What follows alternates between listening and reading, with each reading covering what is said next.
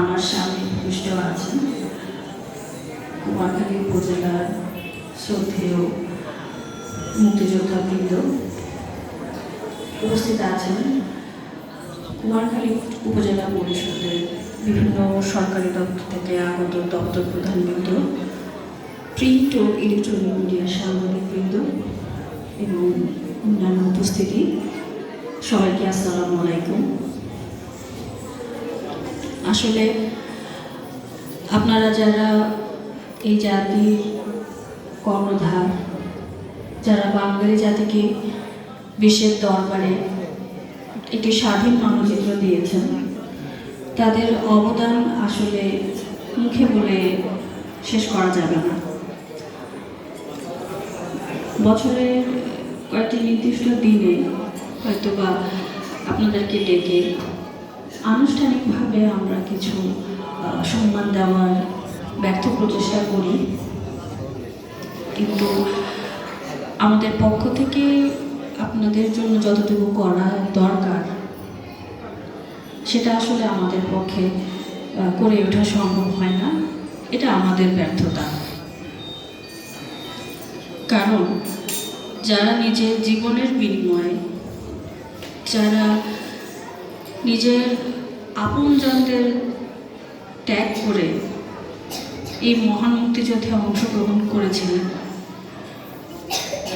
তাদের আসলে যে অবদান জাতির জন্য, এটাকে খাটো করে দেখার কোনো সুযোগ নেই এবং সেই ঋণ শোধ করার ক্ষমতা এই 18 কোটি বাঙালির কারোর পক্ষেই সম্ভব না।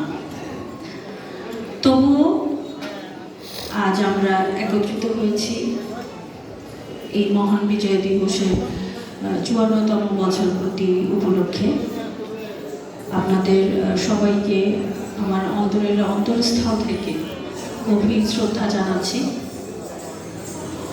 যে 30 লাখ শহীদ এবং 2 লাখ মা বোনদের সম্ভ্রমের বিনিময়ে আমরা যে স্বাধীনতা অর্জন করেছি, সেই স্বাধীনতা যে আমরা সঠিকভাবে ধরে রাখব, সেই বিষয়ে আপনারা আমাদেরকে যেভাবে পারেন সহায়তা করবেন।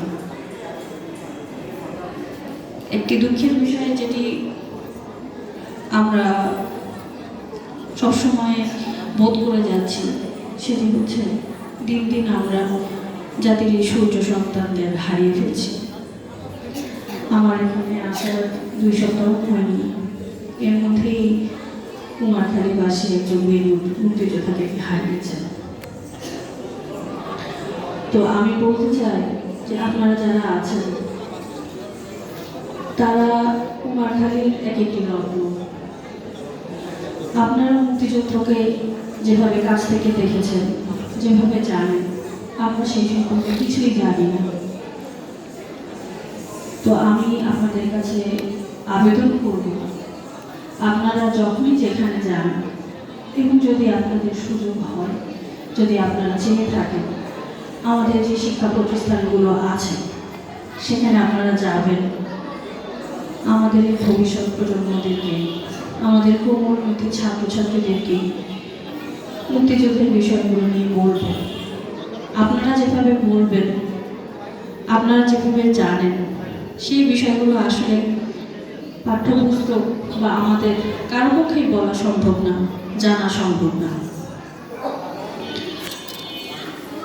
আরেকটি বিষয়, আপনারা যখনই কোনো বিপদে পড়েন বা আপনাদের যখনই কোনো আপনারা সমস্যার সম্মুখীন হন, উপজেলা নির্বাহী অফিসার হিসেবে আমি সর্বদাই আপনাদের পাশে থাকব।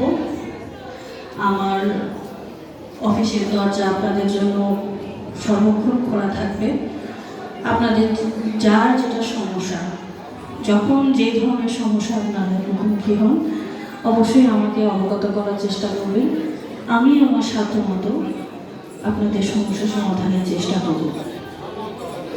আরেকটি বিষয় জানিয়ে রাখছি, আগামী 12ই ফেব্রুয়ারি 2026 ত্রয়োদশ জাতীয় সংসদ নির্বাচন ও গণভোট অনুষ্ঠিত হতে যাচ্ছে।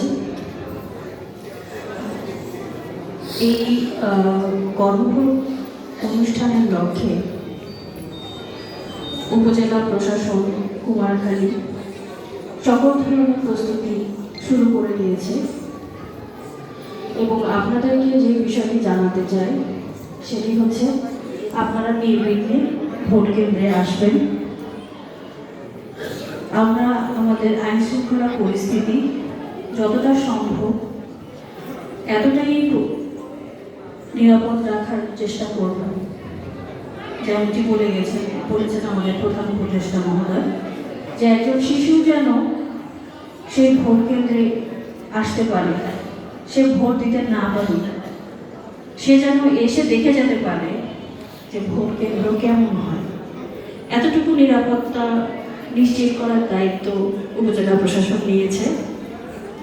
তো আপনাদের কাছে আমি দরখাস্ত করব যে আপনারা আমাদের এই যে গণভোট অনুষ্ঠিত হবে এবং যে নির্বাচন অনুষ্ঠিত হবে অবশ্যই আপনারা আপনাদের পছন্দের প্রার্থীকে, সেটা আপনাদের বিষয়, কিন্তু এতটুকু বলতে চাই যে আমাদের উপজেলা প্রশাসন ওই ভোট কেন্দ্রের আইন শৃঙ্খলা পরিস্থিতি যথাসম্ভব সুরক্ষিত রাখার জন্য সর্বদা সচেষ্ট থাকবে এবং আপনারা নির্ভয়ে ভোট কেন্দ্রে আসবেন।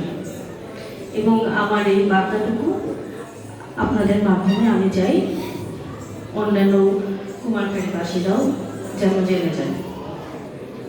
আমি আমার বক্তব্য আর দীর্ঘায়িত করব না। আপনারা সবাই ভালো থাকবেন, সুস্থ থাকবেন এবং এই কুমারখালীর মঙ্গল কামনা করবেন সবাই।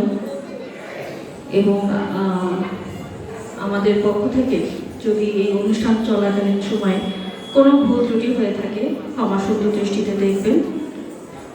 তো সকলের সুস্বাস্থ্য এবং সার্বিক কল্যাণ কামনা করে আমি আমার বক্তব্য এখানে শেষ করছি। ধন্যবাদ। আসসালামু আলাইকুম।